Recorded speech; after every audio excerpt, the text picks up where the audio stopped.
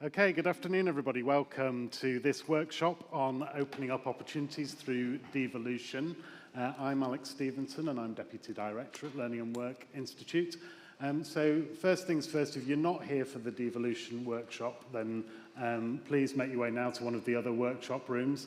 And second thing, could we ask everybody to come down to the front because we want to have more of an interactive session. So please make your way forwards. It's a bit like, hello, and then we'll get going in just a minute. Yeah. There's your miles away.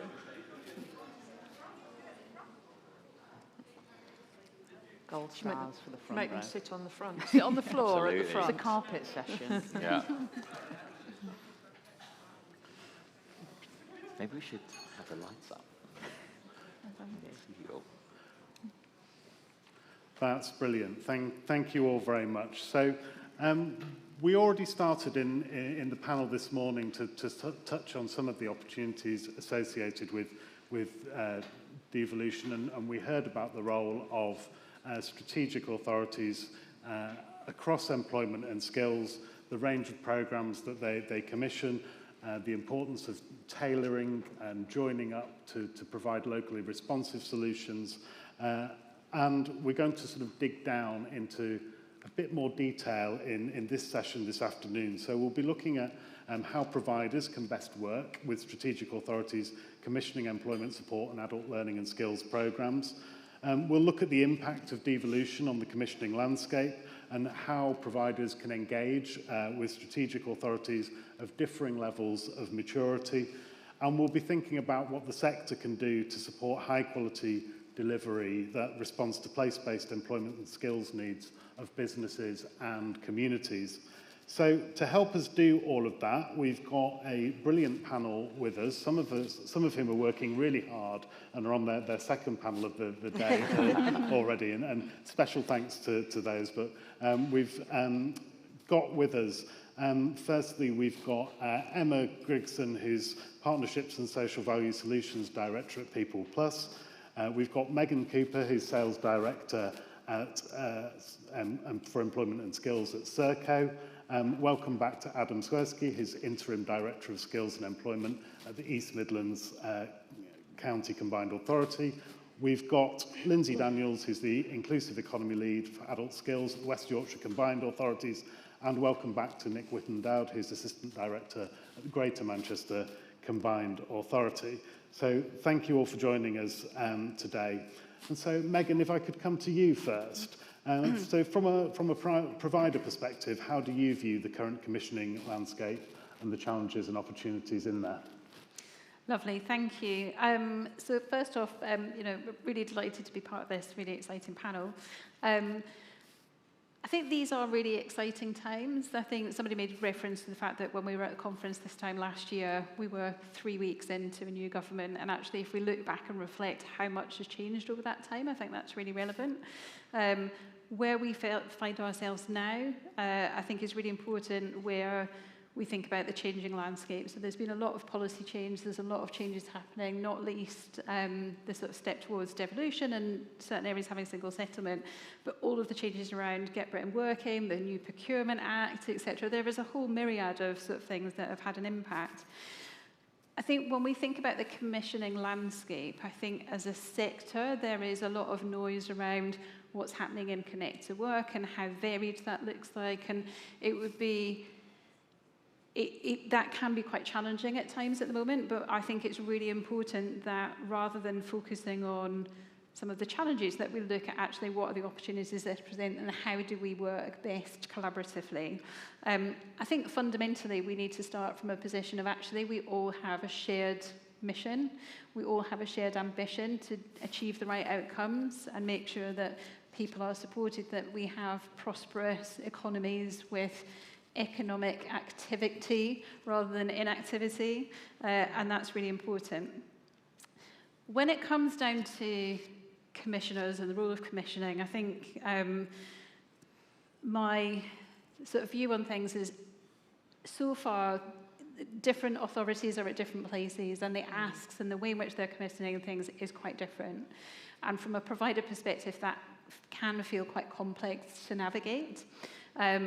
what we would urge people, commissioners, to do is really talk to us, have early engagement, and the Procurement Act is encouraging conversations to happen earlier about future pipeline and what that looks like. But it is really welcoming, particularly where there's been a lot of work put into Get Britain Working local plans and looking at co-production and actually bringing us into that conversation.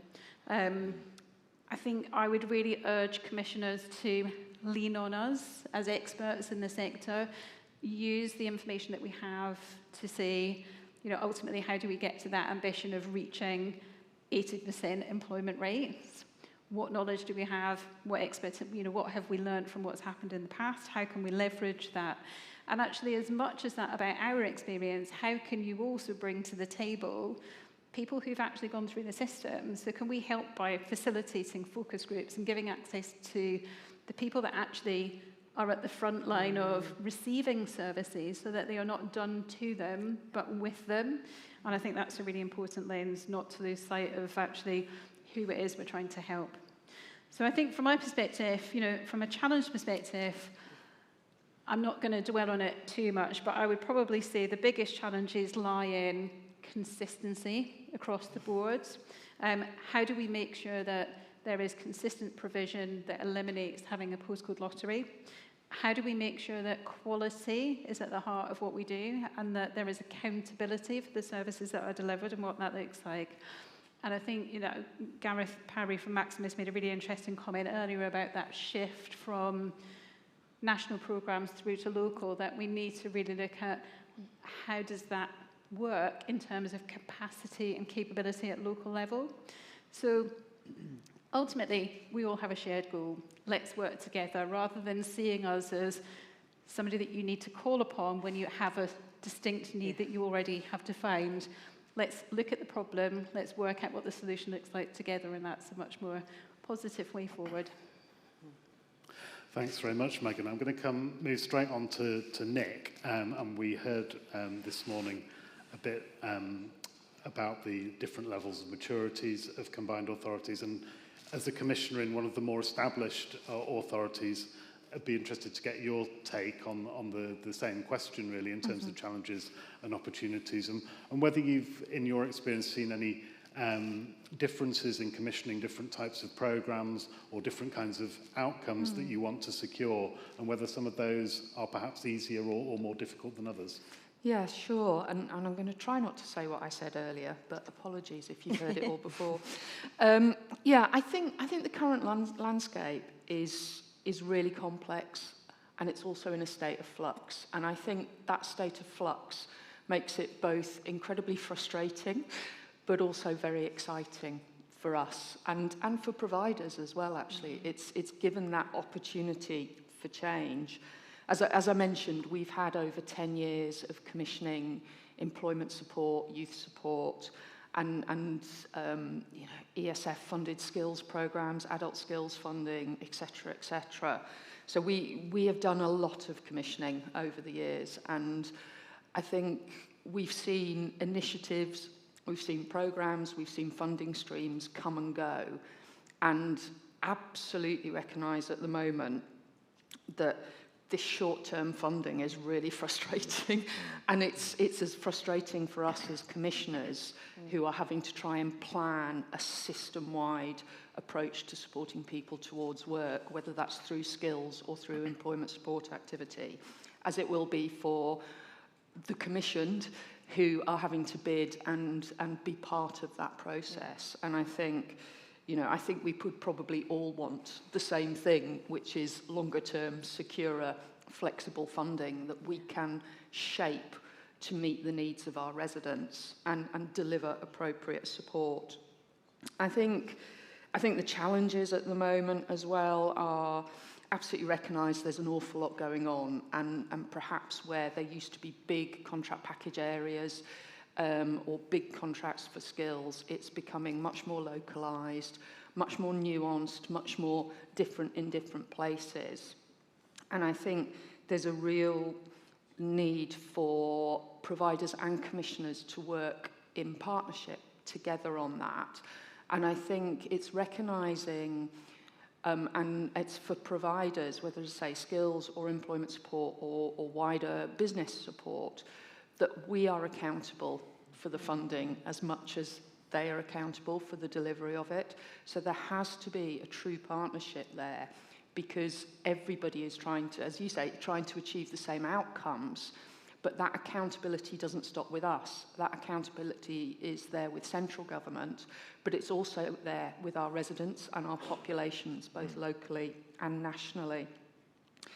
I think the opportunities at the moment are huge, and there's a chance to sort of look at different approaches, perhaps looking at how we deliver support. I talked earlier about how we join together the employment skills and health system, how we create those holistic packages that bringing all those different elements together, and through things like the devolution deals, the integrated settlements, that really allows us to look at what have been very siloed funding streams in a much more comprehensive way, and build something where we don't get duplication, we don't get competition on the ground, we don't have loads of provision but still gaps and still residents that are not being supported.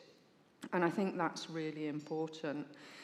In terms of sort of shifts, different type of programmes, I suppose we are going on a journey in Greater Manchester that is much more towards, for some things, that locality, that place-based. So we are working much more closely for locally shaped. So we talk about city regions being different. Actually, delivery in each of our 10 boroughs looks different, and different combined or strategic authorities are at different levels of maturity. Different boroughs within Greater Manchester are at different levels of maturity, and different ambitions, different resident populations. So we're shifting. So we have that kind of almost much more directly to the local community type commissioning through to voluntary sector organisations. But we're also still doing pan-GM activity. We are still commissioning on that GM footprint, which is coterminous with our NHS, it's coterminous with our JCP area. And that's one of the things we're very lucky with in Greater Manchester, that we have that whole place approach and sort of key partners working in that space.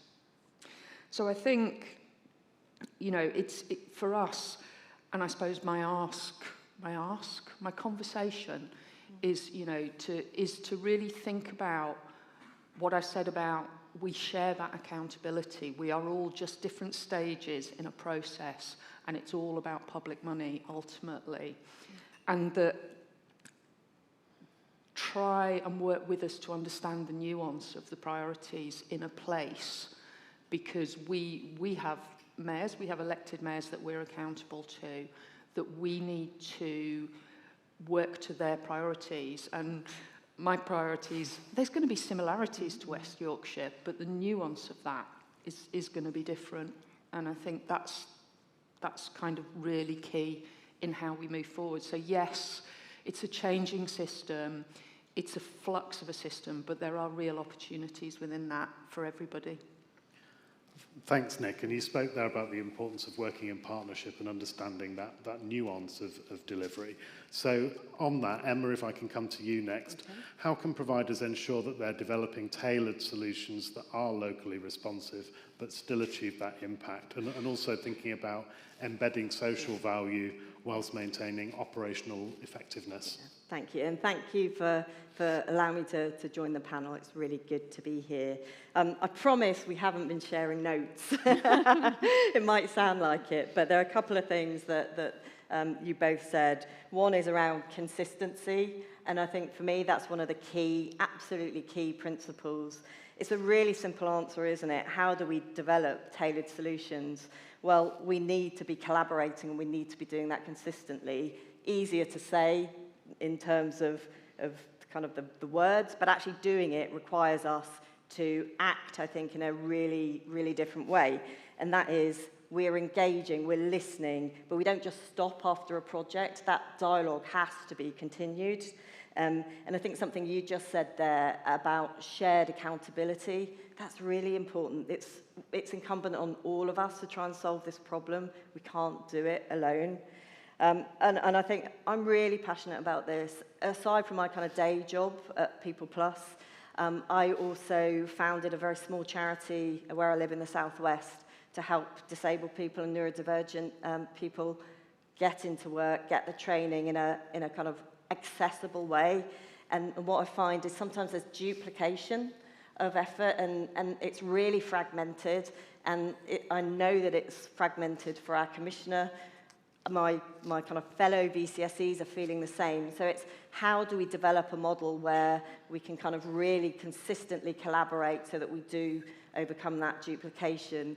One of the things that we have done is set up what's called the Social Recruitment Advocacy Group. It's a national body, but we're starting to look regionally, working with anchor organisations like the commissioning authorities, like colleges, which sometimes get left out of the picture, with employers big and small, and we're coming together to develop those solutions.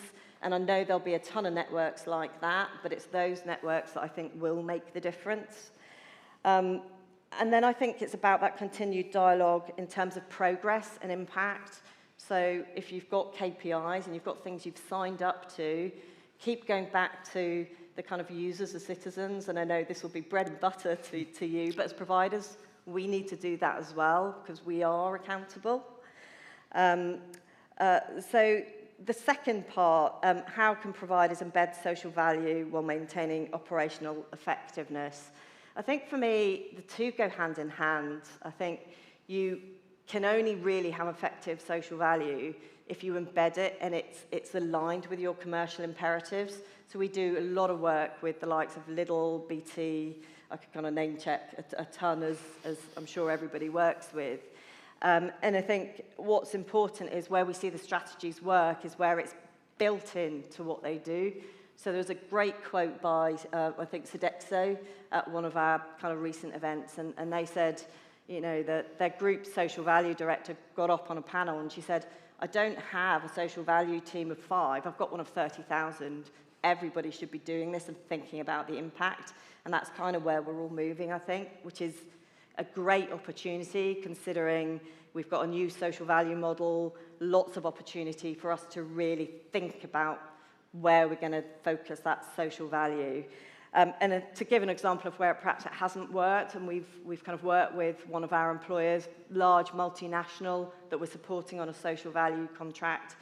They've got some great projects locally, so supporting a dog shelter with blankets, and don't get me wrong, I absolutely adore dogs, but they've got a ton of these and they're not measuring the impact, and they're starting to get rumblings of, well, should we be spending the money? So what we've helped them do is pivot that social investment around to something that they were working on that does bring real commercial imperative, and that was they were recruiting, had 200 jobs in a local area. We did that local needs analysis actually with the authorities and with the local VCSEs, and it actually was veterans that really needed help, so we ended up pivoting the investment, putting in the kind of measurement strategies so that we're supporting the veterans' families as well as the veterans, and that gives them real benefit because they've got a talent pipeline, they know where that money's going, there's a real rationale for it. So I think for me around that embedding, it's you know, Michael Porter talked about it in terms of CSR. It's your why are you doing your social value, and that will lead you to the right answer, which will be that local place-based need or national need. So I think just to kind of bring it back, consistent collaboration, I know we've all talked about that, absolutely key. Making sure that engagement is real and genuine, evaluating your why, where you put resource in, and then that continued dialogue ongoing. Just make sure your community is involved and engaged. Thanks, Emma. I'm going to come to Adam next, and I'm just wondering how that looks from your perspective as a newer commissioner, and whether there are any differences there. And then I also know that in a different life in the past, you've also been involved in things like social impact bonds, and whether there's any potential from innovative approaches like that to support the kinds of delivery of outcomes that we want to see. So feel free to talk about that as well if you wish. Dip into that as well. Well, as I mentioned earlier, MCA is only a year old, so we are very much tooling up in terms of our capacity and our systems and so on. We go live with adult skills devolution on the 1st of August. We're starting to go live with some of our other programs at the same time. And, you know, we definitely went through a phase of rapid growth of the authority in terms of just sheer number of people. The fact that I'm an interim is one of the examples of where people have come in just in order to get us to a good point. And certainly I've noticed that in the past few months it's sort of chalk and cheese in terms of our ability to really start motoring, getting delivery going, and engaging with our system in the way that we want to. So I think we've made a lot of progress. There's still obviously much more to do. We benefit from our forerunners, very much so. And I was thinking, Nick, in terms of the integrated settlement, that maybe it's sometimes good not to always go first. So we're delighted to be, you know, as a fast follower. And I do think actually that, you know, I believe devolution has huge value. It does lead to a bit more fragmentation because people do things slightly differently. That has value in and of itself because, you know, people locally get to take control of power and funding for their area. But it does actually put a bit of an imperative on us as commissioners to keep the system as simple as possible, avoid the not invented here mentality and all those pieces. And actually, you know, often we are the sort of victims of government telling us that money's, you know, has arrived in very short order, which prevents us from having really good conversations about pipelines into the future. But actually we can do a lot to then quickly translate that into design programs with partners and get the money out the door. So, you know, I think there is a lot we can do to sort of manage some of the challenges of a slightly more fragmented landscape. And then maybe just the last point for now on the East Midlands side is that I do think there's a real balance between, you know, the relational type of conversations we want to have and the more transactional ones that we are forced into by the fact that we operate in obviously a very legalistic, a very tight legal framework and also a very tight funding environment. So we get £5 million for a youth guarantee trailblazer. The youth sector has been, you know, let's say starved of funding for quite a few years. There's a lot of people who are interested in, you know, playing a role in that for understandable reasons because they all want to contribute. But actually that puts a lot of pressure on us to, you know, just try, it steers away a little bit from some of those more partnership type discussions into a slightly more, you know, okay, how are we going to allocate this funding between the various partners? Just briefly on impact investment, we can come back to it if it's of interest to the group here. You know, I think there is a role. I think we are at an interesting point. Government Treasury has been doing some work on what they call designing a social impact investment vehicle. They said they're going to say more about that over the summer. That may create some opportunities for innovation using impact investment. The other contextual factor is we don't know what's happening with UK Shared Prosperity Fund. I think we probably do know what's happening. There's been nothing, we don't know that it's going to continue. And actually in its place, there could be more opportunities around local growth type funds and more opportunities for place-based investing. So I think, you know, we should keep our eye on that agenda. It is a way to bring in different kind of capital, skills, innovation into the region. Brilliant, thanks Adam. Yeah, I'm sure we'll all be keeping an eye out for that. Lindsay, if I can turn to you, could you tell us a bit about how you've used commissioning to support innovation in delivery and trying to engage some of your providers in doing things that are different and new? And also, I know that you've done a lot of work with colleges in your region, and it sort of touches on one of the questions that we had this morning as well around the balance of procured services and then grant-funded provision as well. So perhaps you could tell us a bit about how you work to ensure that that's all joined up. Sure. I think one of the first things to say is we have to be really careful about that word innovation, particularly picking up a point this morning of, you know, there is limited money around. We know that, you know, we're seeing devolution, and we have a real a duty to make sure that as much funding as possible, you know, from an adult skills background and practitioner, that needs to go to the learner. So we have to be really careful how much stays in the system. there's an idea that innovation becomes something new and shiny, but really a lot of it is about probably remolded concepts in a new context, and making sure that, you know, what we commission is really designed to fit our local need. And again, I think, you know, Adam's point is really very important. You know, yes, Nick, as our mature combined authority colleague, has an integrated settlement. We're a couple of inches forward of Adam, but you know, all MSAs or MCAs are on a journey into devolution, some deeper than others. There is the integrated settlement. There are still initiatives, whether they may be about construction skills or whether they come through work and health. And I think a real role of an MCA, MSA is to knit those back together on the ground and make sure that those national priorities that we're all trying to achieve, the 80% employment, is actually fitting and landing correctly into our area. And as Nick said, you know, we're not a city region. We are West Yorkshire. We've got 5 local authorities. We have a big city, a big finance centre in Leeds, but we also have Bradford, which is one of the youngest cities in the country.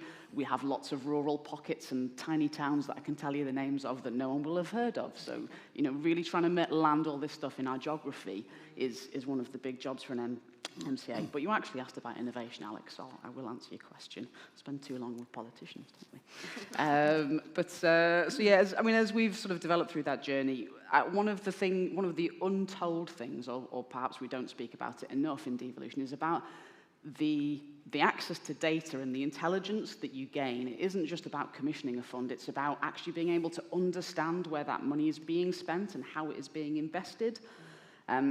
So as we've gone through our journey of devolution, we have learnt a lot more about our provider base and what we're investing in. So I think there are 2 really different ways of trying to encourage that innovation or that sort of the best fit delivery for your area. One is about those relationships that you develop and how you do have that co-design and those constant discussions with the provider base. We have developed an FE compact, so we have 7 FE colleges on our patch. The mayor has an agreement with them, and a lot of that is about the inclusivity that those colleges bring across the whole skills agenda. And we are really trying to, you know, yes, our powers may be in adult skills and may be increasing in other areas, but that is a fraction of the skills system, and we need to use every single piece of that relationship that we have with our FE colleges who support apprentices, 16 to 18-year-olds, HE, and those HE institutions they're in. You know, we need to make sure that we're using every single conversation that we have to mould the skills sector together. But pragmatically, from a contract relationship, there is also using the data that we have to hold the mirror up and say, well, actually, we gave you this money for this and for that demographic or for that ward or for this particular sector, and you are not spending it there, so please make sure you do. So that there's an element of that shared accountability that we have and the real conversation that we can now have because of the data that we've got access to. In terms of sort of specifically commissioning delivery, although the stability of the sector and a holistic offer is really important and we need to make sure that we manage that, we can see the gaps and the opportunities locally because of our networks, because we are just that level closer and because of our data. So one of the things that we did put in place was to have a responsiveness pot every year, making sure that we meet those specific acute needs, economic needs as we see them. For example, 3 years ago, when there were no HGV drivers, there were also therefore no bus drivers in West Yorkshire because they all went to go work in HGV.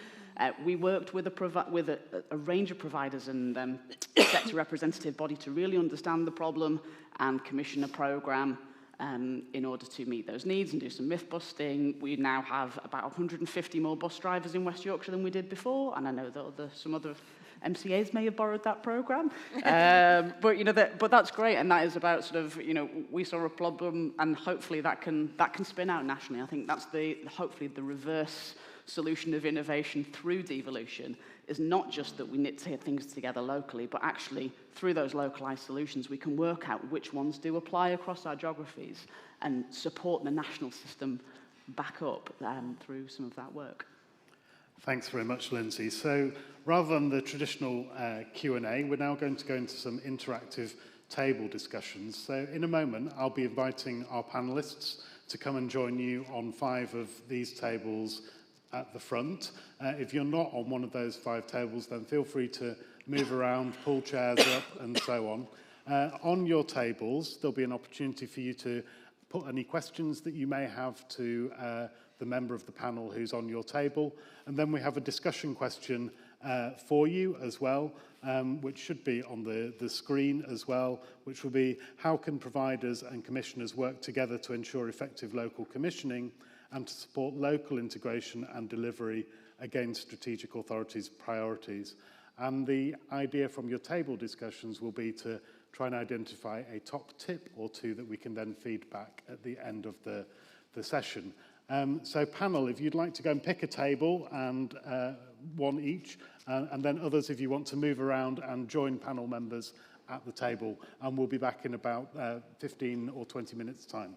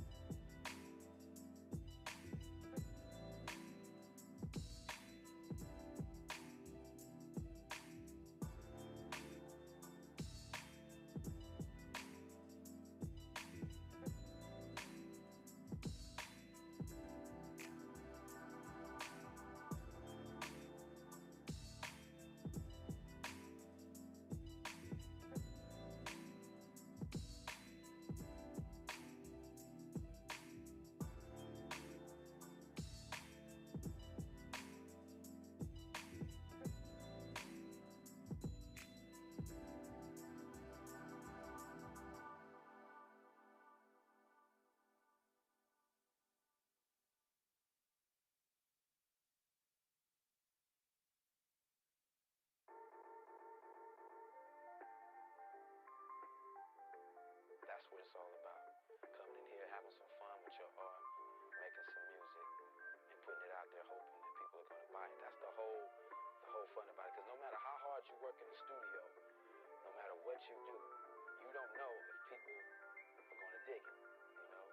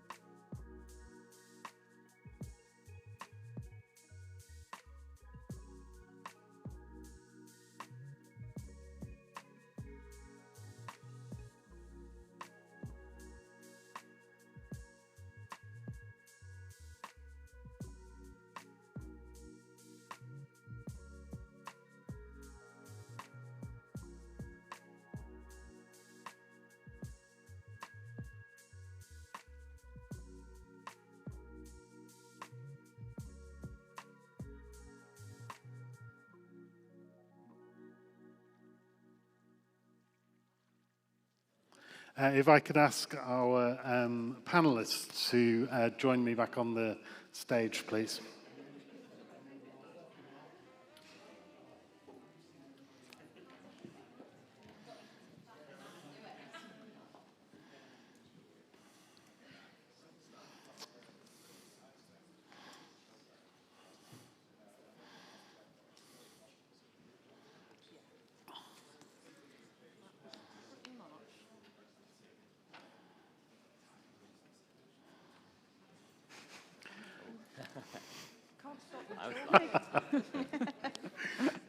No worries. I'm sure that will be a further useful tip that we can feed back now to wrap up this session. So Maybe not that one. I'm just going to ask you all now if there's something you'd like to feed back in reflection from the discussion on your tables, maybe any tips that you identified. So if I can come to you first, Emma, and share with us some of the discussion on your table. Yeah, sure. We had a few points, and I'm sure some of the discussion will be replicated on other tables as well. But one of the first things we kind of pointed out was that there needs to be clarity on what's already in train, so we can understand where the gaps are and the duplication. So we talked almost like a provision map, who's doing what, and obviously that would need to be kept up to date. But that's kind of true in terms of the centralised and local government kind of provision as well. The second, I think, was, looking at whose role it is to facilitate. It's often, it's a difficult piece, so who kind of does that? And I know that's a discussion that kind of other tables have had as well. And I think we kind of talked about, it might not be the same organisation it could vary according to area. Because there was such a lot we covered, so I'm not going to do it justice, so I apologise to my table.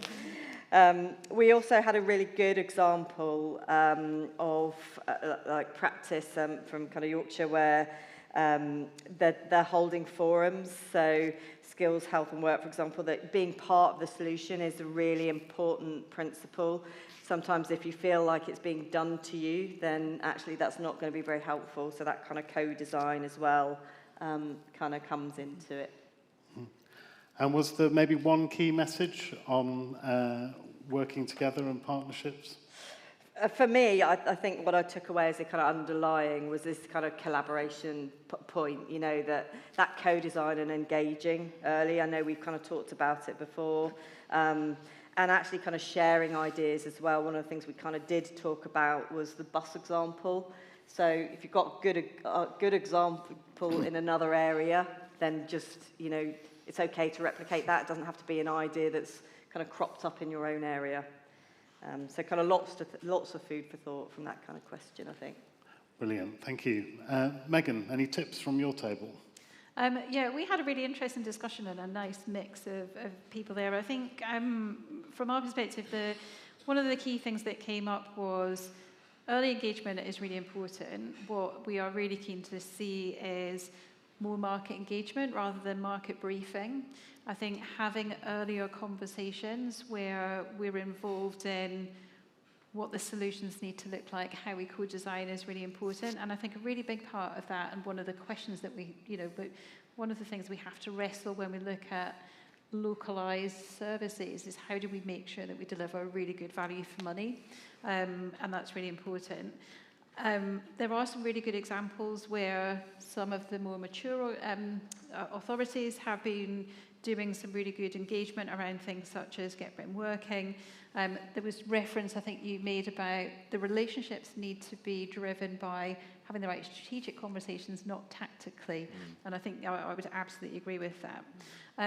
One of the interesting comments that we had on the table was actually, as a commissioner, it's quite challenging when you want to have those early conversations about making sure there is, there is fairness in the market. And I think there is a nervousness sometimes that you don't necessarily want to go and talk to an organisation for fear of giving somebody an unfair advantage and effectively risking being feel that you're being sold to. So we talked about in the context of also kind of going, whilst the system is really complex, that also then becomes really complex in terms of how do you navigate that. So we talked about the fact that actually there is a role and an opportunity to really lean on some of the trade bodies at regional level to leverage some of that and to use them as the access route in to make some of that easier. We talked about how the wiring, so service users, for commissioners, for employers, for providers. Let's try and just simplify that and look at how do we make those points of engagement work as effectively as we possibly can. But I think the key thing was we recognise it's really complex, but if we can work together to try and simplify it and try and hide some of that wiring, hopefully we can collectively get to the right place where we can have that early engagement. Thanks, Megan. That sounds like a really useful and practical discussion that you had on your table there. Some great tips there. Adam, if I can turn to you now, what came out of the discussion on your table? Yeah, we had a really good conversation, which I think focused a lot on some of the procurement issues. As you can imagine, particularly we've seen delays and the limited time then for delivery once you get through the whole procurement process. And I think we can all do a better job of, keeping things simple, as you say, and getting money out the door quicker, but equally recognizing that we're in an environment where year on year we've had short-term funding streams, very late notification from government around funding, and so we'll be in a much better place with programs like Connect to Work, where it's going to take a bit of time to get going, but we do have 5 years to deliver. So there's some benefits to that. We've got to get out of You do. We don't. Well, I say 5 years. I mean, it's a 5-year program, isn't it? One. But we know we'll be in a much better place if we can get out of the 1-year funding stream cycle. We also talked about some of the particular issues around specialist or non-geographic based provision. And it struck me as my sort of closing headline that actually we're in early days with this whole system. I mean, even though some areas have been doing it for a few years, that's not that long in the grand scheme of things. And of course, because the system is now changing so radically with so many new combined authorities and the whole adult skills landscape, it is a system in flux. And I think some of these, we should all, act as kind of system leaders around saying, okay, we've identified some issues, whether they're about the way that things operate cross-border, whether it's the fragmented landscape. How can we all play a role with government to address some of those things as this whole system evolves and matures? Thanks, Adam. Lindsay, can I come to you for your feedback? You can, but I will say to my table, despite everything I said earlier, I have done a terrible job of knitting things back together on the ground, which is the whole point of an MCI job, isn't it?